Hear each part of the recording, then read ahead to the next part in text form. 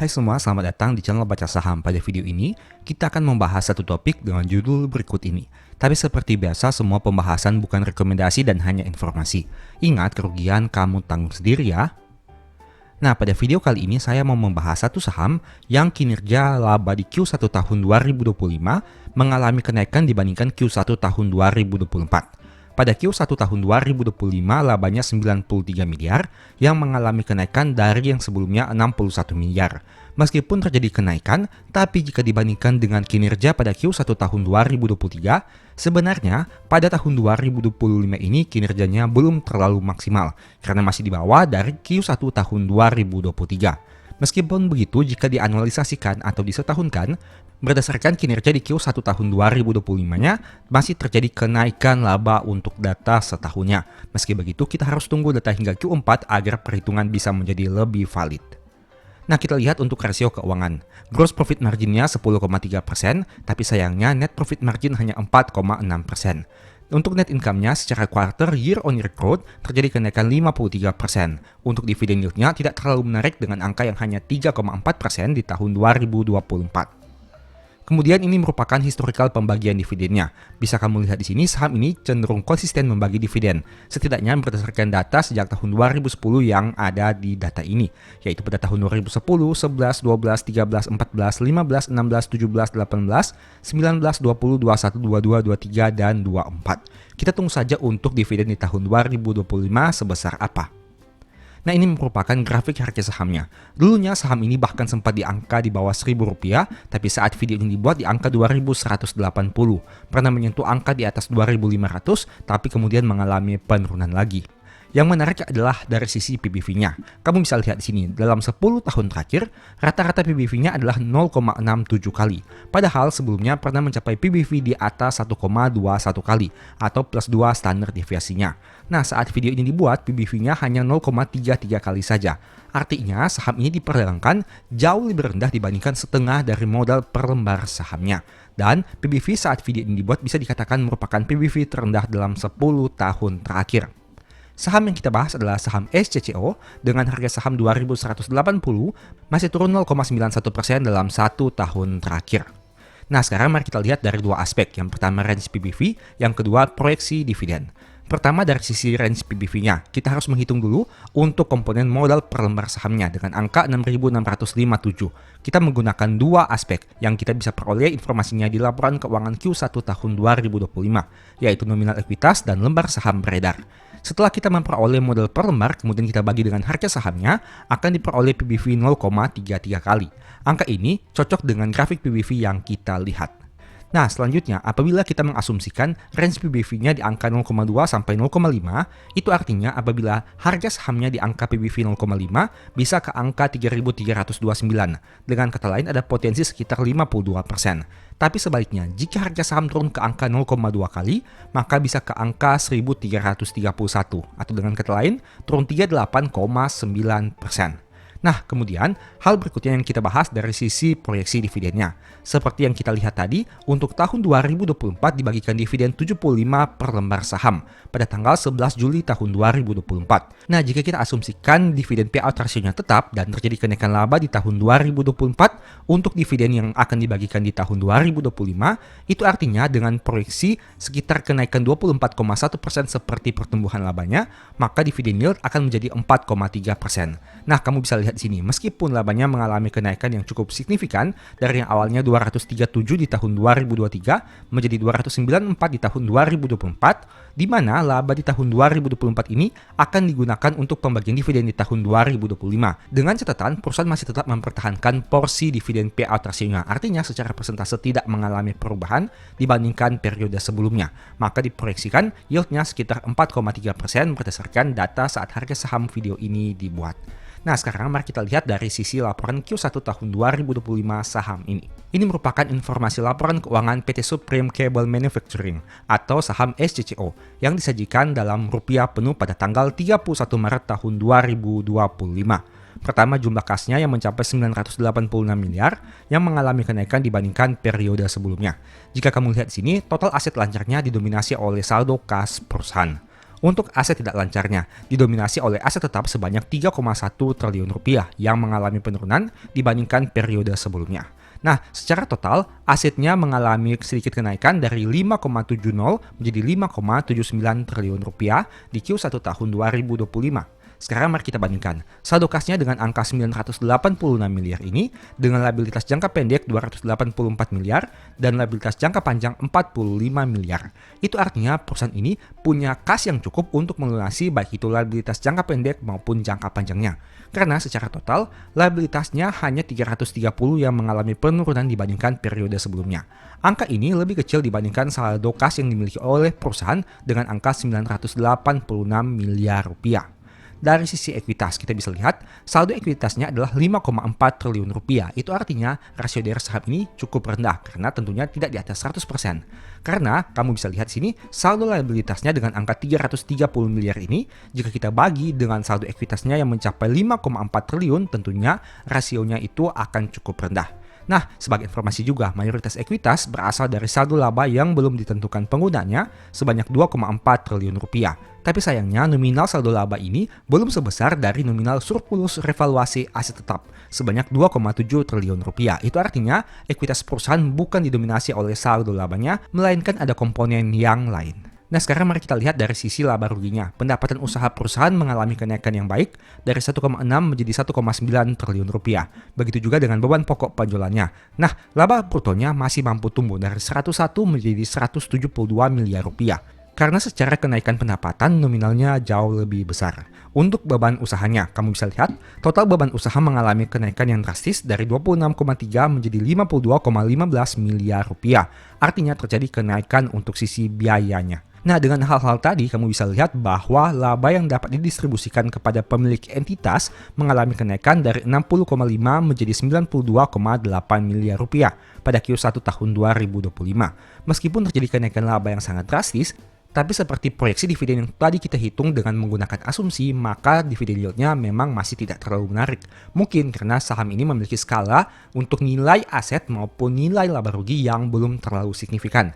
Pendapatannya sekitar 1,9 triliun dengan pencapaian laba yang masih berkisar di angka 92,8 miliar. Artinya laba dalam 3 bulan pertama belum menyentuh angka 100 miliar rupiah. Menurut kamu bagaimana? Apakah SCCO ini dengan valuasi PBV hanya sekitar 0,3 kali sekian adalah saham yang menarik atau mungkin bisa mencari saham yang lain? Silahkan kamu mempertimbangkan berbagai aspek yang tadi sudah kita bahas ataupun yang belum kita bahas. Ingat, video ini bukan rekomendasi dan hanya sebagai informasi saja. Untung rugi kamu yang tanggung sendiri. Sebagai informasi juga, sebelumnya saya sudah sempat buat satu video yang mungkin bisa berguna. Nonton hingga selesai agar memperoleh pemahaman yang utuh. Nah, pada video kali ini, kita akan membahas lagi beberapa komentar dari subscriber di channel YouTube Baca Saham. Tentu saja, kita akan mengambil untuk komentar-komentar terbaru saat video ini dibuat. Komentar pertama, kalau beli jauh hari misal cum-date tanggal 25 April, ex-date 28 April. Tapi saya mulai cicil beli di tanggal 8 April sampai 16 April. Lalu tidak beli lagi. Gimana Pak? Apa masih kena dividen trap? Jawaban saya sebagai berikut.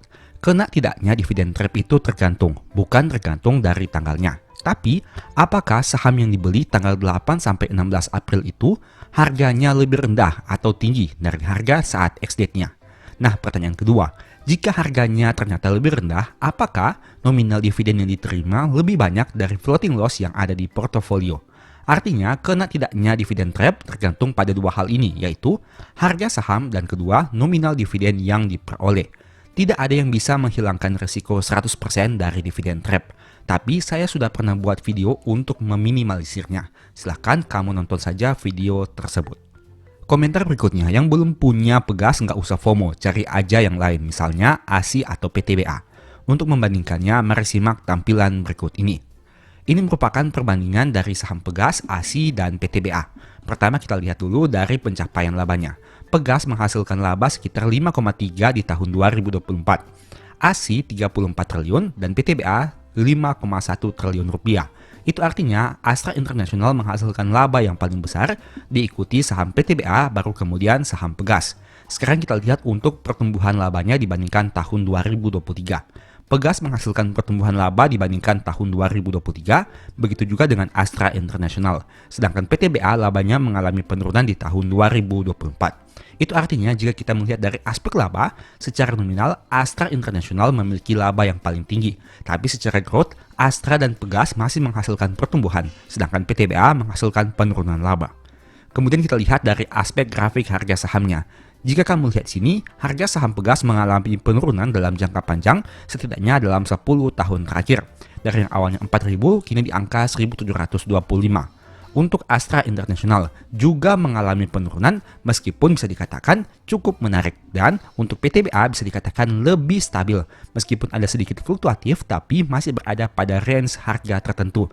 Setidaknya jika kita melihat data dari tahun 2018 hingga tahun 2025 ini.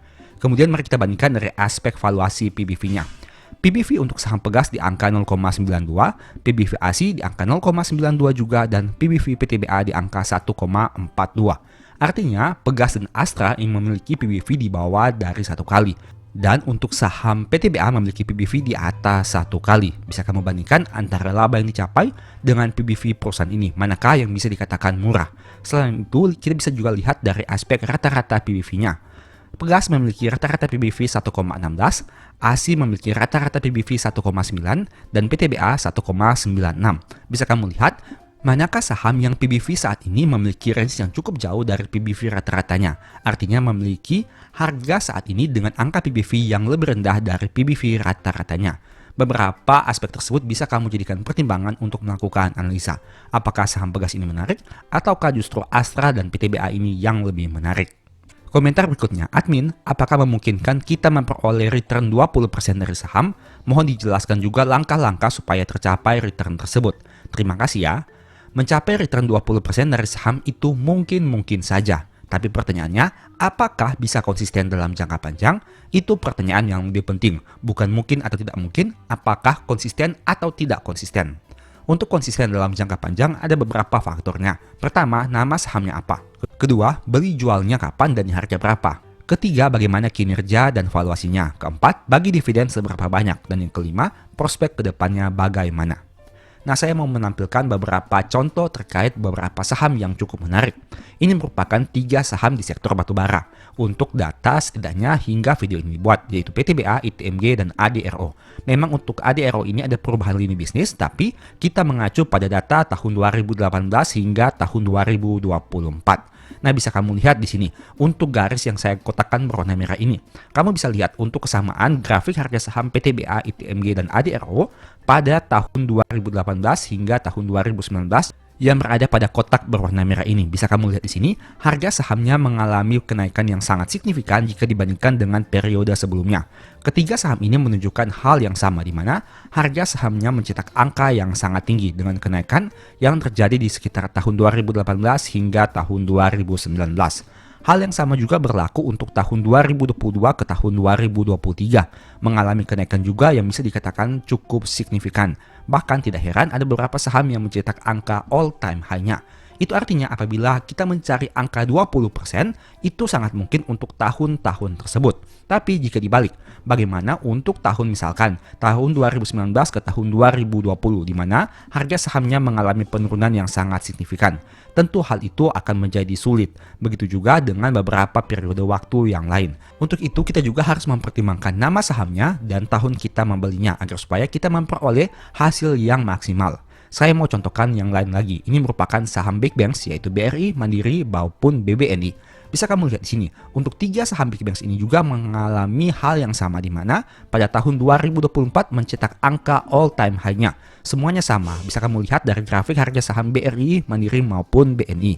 Tapi jika kamu misalkan membelinya di harga pucuk dan hold hingga saat ini, kemungkinan besar kamu mengalami floating loss. Itu artinya dengan pertanyaan tadi, apakah mungkin 20%? Maka jawabannya mungkin. Tapi apakah bisa konsisten? Itu yang belum tentu. Komentar berikutnya, untuk saham yang aku koleksi walaupun porto minus 23%, tapi selama masih dapat dividen setiap tahun, apalagi dividen naik tiap tahun, maka aku akan hajar terus selama ada dana dingin. Semoga kedepannya 4-5 tahun menyentuh all time high, ditambah bonus dividen setiap tahun biar bisa pensiun dini. Komentarnya sebagai berikut.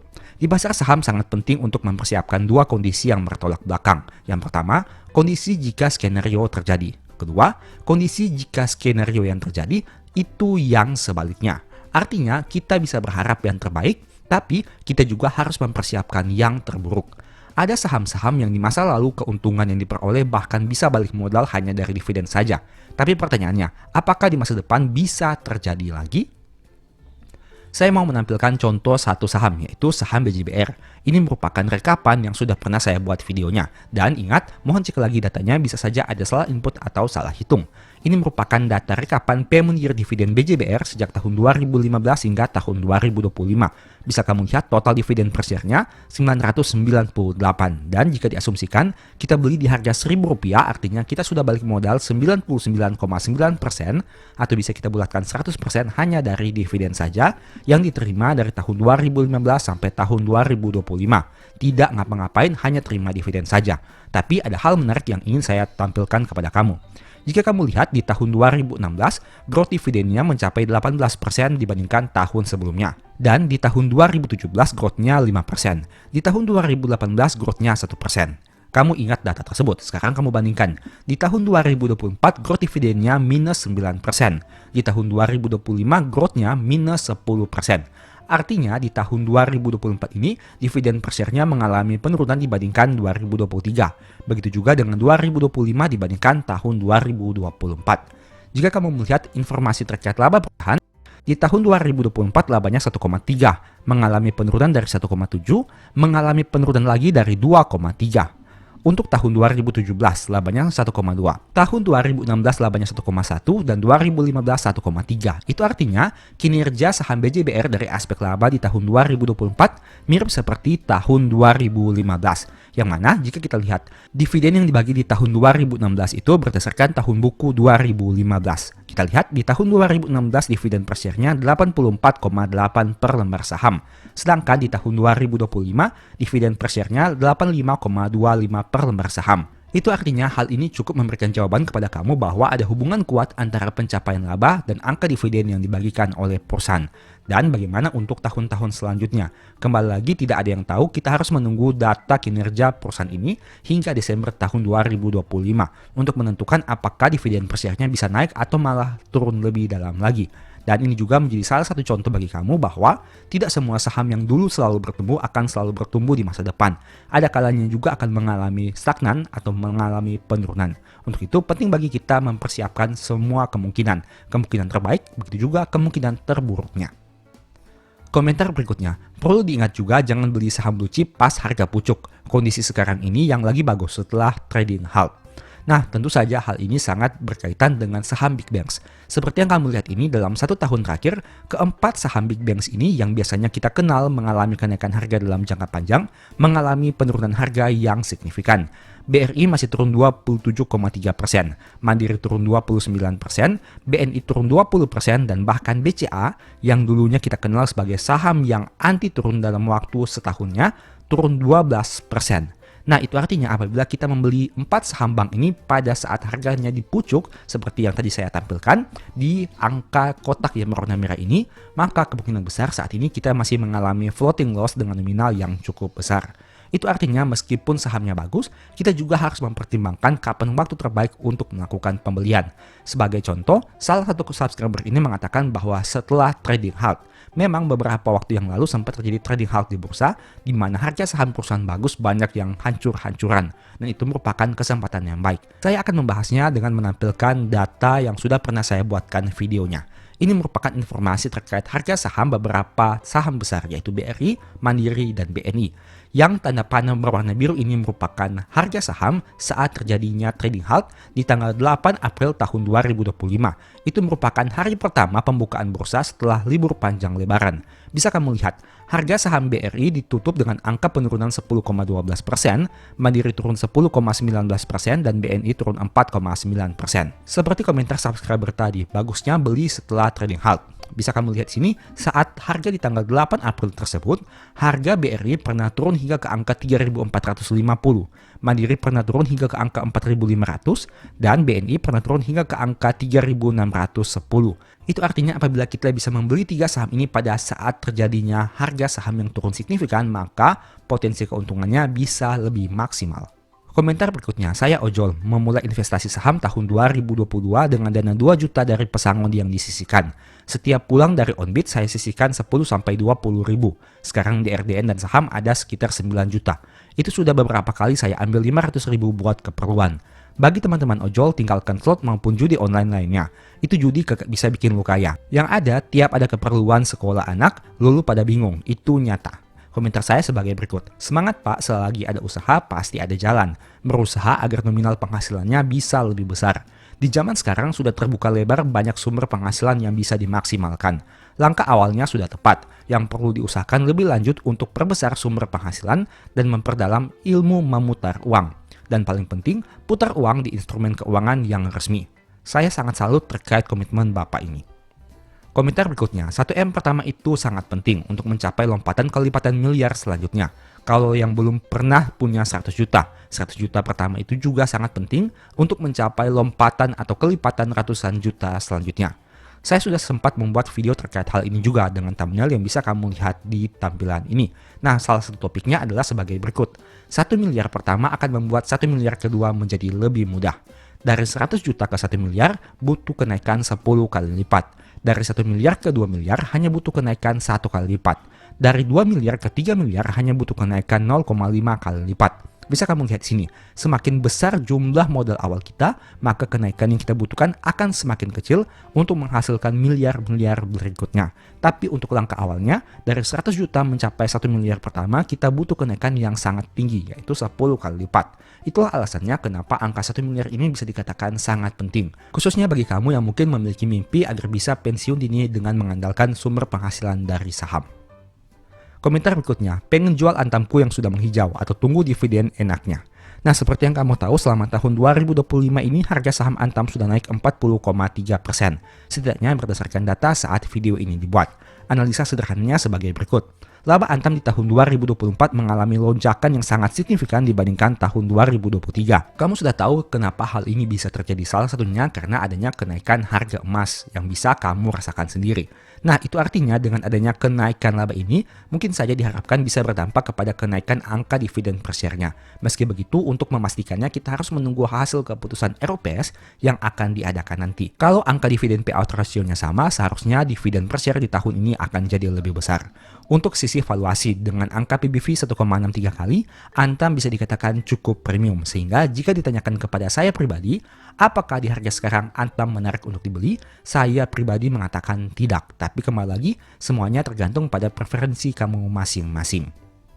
Komentar berikutnya, Pak bahas saham Cleo dong Pak, yang mau bagi bonus saham, apa bagus ke depannya setelah bonus saham dibagi? Sekilas kita lihat tentang 2 poin dari saham Cleo ini. Yang pertama adalah laba, yang kedua adalah PBV. Laba perusahaan di tahun 2024 adalah 465 yang memang mengalami kenaikan dalam beberapa periode sebelumnya. Tapi sayangnya dari aspek PBV, Cleo ini diperdagangkan pada PBV yang sangat premium dengan angka sekitar 8 kali. Bahkan PBV ini jauh lebih tinggi dari PBV saham-saham big banks yang mampu menghasilkan laba puluhan triliun. Nah, itu artinya apabila kamu tanyakan kepada saya pribadi tidak tertarik dengan saham Cleo. Tapi kembali lagi, semuanya tergantung kepada kenyamanan kamu masing-masing.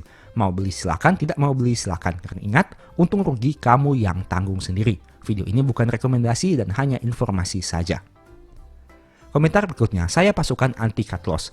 Terus tambah lot BBRI tiap gajian, konsisten, sampai minimal 3 tahun ke depan. Kalau kontrak diperpanjang bisa lebih lama lagi. Jawaban saya sebagai berikut, anti cut loss tidak bisa dilakukan di semua saham. Ada saham yang kalau tidak di cut loss kemudian hari bisa kembali naik.